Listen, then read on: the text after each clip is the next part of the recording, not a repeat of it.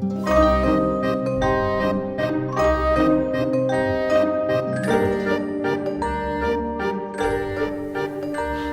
tell us what happened in relation to some paranormal activity in your previous home. The first things we noticed were the temperature shifts in the house. We'd been there for over a year and a half, nearly 2 years, but we it was more about the heat and the cold spots in the house. We particularly found there was a lot of cold areas upstairs, which never went away. So Byron, you would be walking, and all of a sudden it'd go cold in a specific area? Yeah, particularly on top of the stairs. It seemed centred around the upper part of the house, and every time, even a hot day, summer's day, there was still a very cool area near the top of the stairs, and then near those stairs there were the rooms. We had our children's rooms and our room too, and it never really felt nice up there. We always wanted to go downstairs, and even though it was a bigger house, we always felt more comfortable downstairs, and we didn't really spend much time upstairs apart from sleeping. And it was always, particularly at night time, there was always a lot of strange. It's more like a sixth sense that something doesn't feel right when you're going upstairs. I mean, the stairwell with the moon outside the window would cast a lot of shadows, but you'd always feel like it's almost like a. I'm trying to remember what it felt like now. A sort of unease, I guess. It's that kind of where you take a breath in before you walk into a certain spot, because you know that you'll feel the same as you did the night before or the week before or the month before. And at certain times of the year, it was a lot more heavy. It was like heavy feeling in your chest. And it wasn't just going up the stairs. It was because you're going into that spot. It was almost like someone owned that spot and that you were going into that space. And it never really went away. It just repeated itself at different times. And was this the first thing you noticed, was it? Yeah, just the temperature. We thought maybe the roof had bad insulation. It wasn't an old house. It was a few years old. There was enough insulation in the walls. There was no real drafts, but particularly it was carpeted, so there was no concrete or anything up there, or floorboards. The area did creak a lot because being a 2-story house, they do creak. So when we walked, you'd still feel the creaks, but it wasn't, I would say, obviously drafty at all. It just, even in the middle of summer, just certain spots didn't feel right to walk through. So when you say it didn't feel right, what was the next thing that started you thinking, hey, what's going on here? We would spend a lot of our time, our lounge room was downstairs, and particularly at night time, we'd put the children to bed and we'd walk back downstairs, and it was a very narrow staircase, and that was one thing we never really liked, but you put up with it. You can't make those sort of changes to a house. You just live with it, I guess. And we'd hear noises upstairs, sounds on the roof. We'd hear. I heard straight, like almost like people walking up and down the stairs, and you'd go and check, and there'd be no one there. My family often would tell me that they thought someone was in the house when they're by themselves, and they never wanted to be left alone in the house, because the feeling of, even just talking about it gets me a little bit sort of uneasy. But it was a sense of almost foreboding about being alone in the house, because you just knew something wasn't right, but you couldn't put your finger on it. You didn't know. Like it was stupid to think it was something out of our realm, but as we found out later on, there was something going on that became more obvious over time. And before we get to that, Byron, there were some other things. The baby monitor? Yeah, there was one evening, we had a baby children's monitor that you can hear from one part of the house and plug it into the baby's nursery. And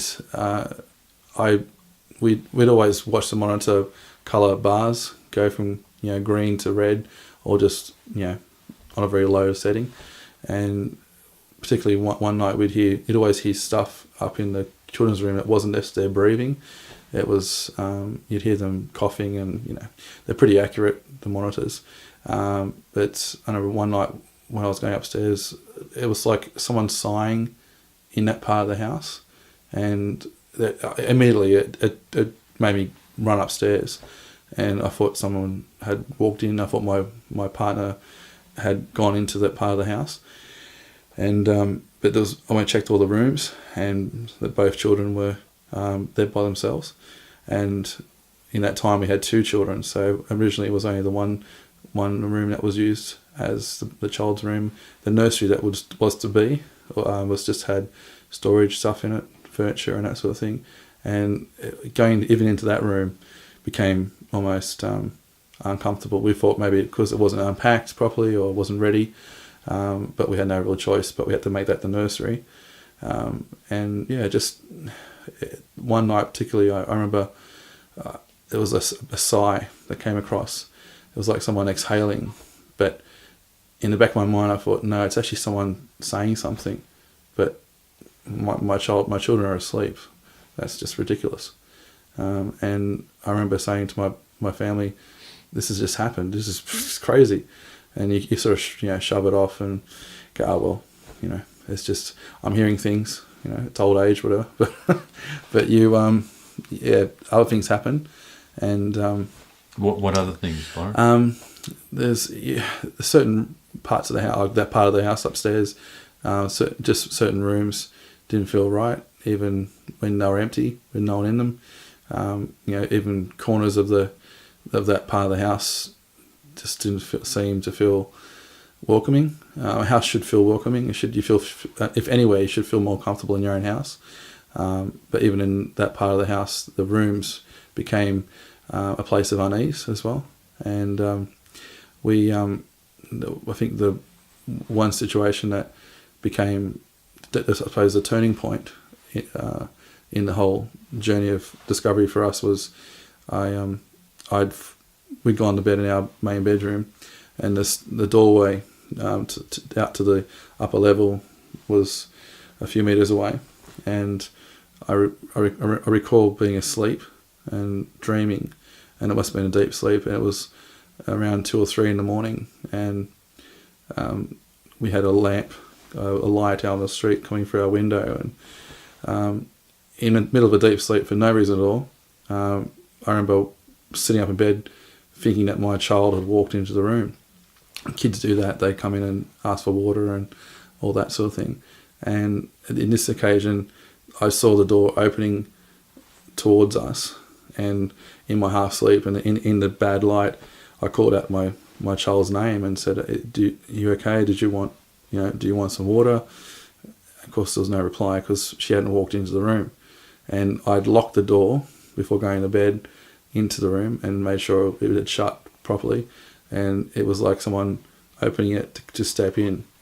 And immediately I thought,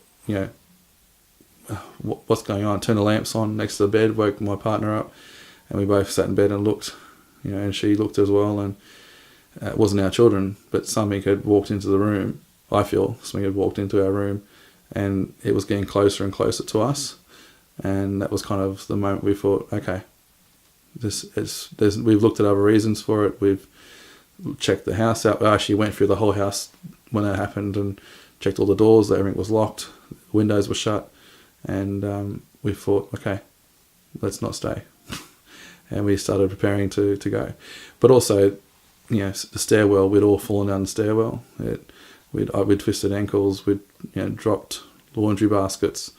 It always seemed centered around that part of the upper level where the bad vibes were, and eventually, we left because I felt like it was getting a bit too personal, and it was stepping out of the.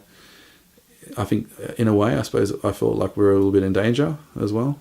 It wasn't a nice feeling to feel like you're being watched, and I think that's one of the first things. You feel like you're being watched. And if that sensation gets bigger and bigger, you need to do something about it, but not be afraid to seek a reason. But even if the reason is crazy as it can be, I think you should investigate further. So, Byron, when you left the house and you went to a new place, had all the problems ceased? We found that after about a week or so, that the problem started surfacing again, and we decided that to do the right thing this time and to get the house checked over by a clairvoyant and someone who would be more in touch with that realm, and and basically just to ask some questions about what we should do and are we doing the right thing, and we found out from that person that that the entity or the spirits were actually attached to the children and to my partner, to her, and that they were still here. So they actually were travelling with us, which I believe can happen from further investigation, and it can be an object or it can be a person that they hold on to, and we had to get them separated from us, which we did, and since then it's been fine. No strange things have happened and nothing that's questionable, and the feeling of calm in the new place has been a lot more prevalent, and no worries at all, which is good. So, Byron, what when you contacted Valissa, I believe it was, you were saying her name was Valissa. What did she do? I'll start again. Sorry. Yeah, sorry. Did you want to mention her name? I probably won't. Yeah, because I'm going to interview her anyway. Yeah, but, yeah. No, that's right. I don't want to give away too much for what she did, because she might not want it known. Yeah. So, Byron, then you got a psychic clairvoyant come to the house with experience in clearing homes. Yes, that's right. Yes. Did she pick up straight away there was an entity here? Yeah, within a few minutes or within half an hour of talking to us, finding out our backstory and about the previous location in the past.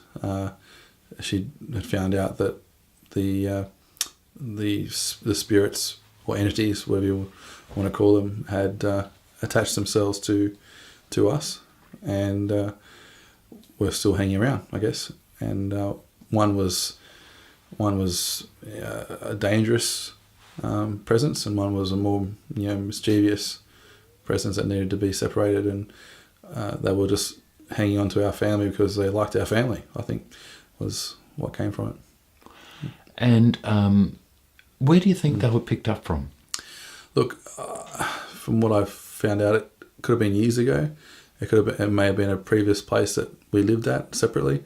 It could have been attached to furniture or something because I believe they can actually look for a place to settle, and they decided to settle with us. And I don't know if they both happened at the same time, but somehow we picked up passengers within the family, which weren't really welcome, and they made themselves known in their own way that for good or bad they were there, and I think we got a bit of a window into that realm in our own way, which I'm glad we stopped it when we did.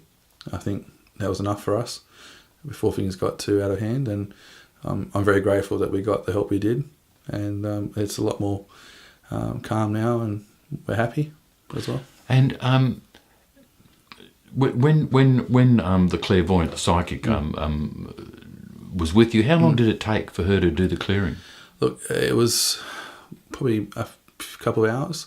There was a proper Q&A talk about what we'd been through, each individually and together, and a lot of looking back at the past and seeing what had led up to this point, and the reason, and to find out why were we seeking her help, and if she could be of use to us, because if it was something that could be explained or worked on, then she wouldn't have gone ahead with it. But she definitely saw something there in her own, within her own abilities to find out a reason. She found a reason and continued on with the clearing. And the first part was getting rid of these entities, spirits, whatever they were, or I call them passengers, and addressing their issues, because they had issues as well that they needed to be talked through, and found out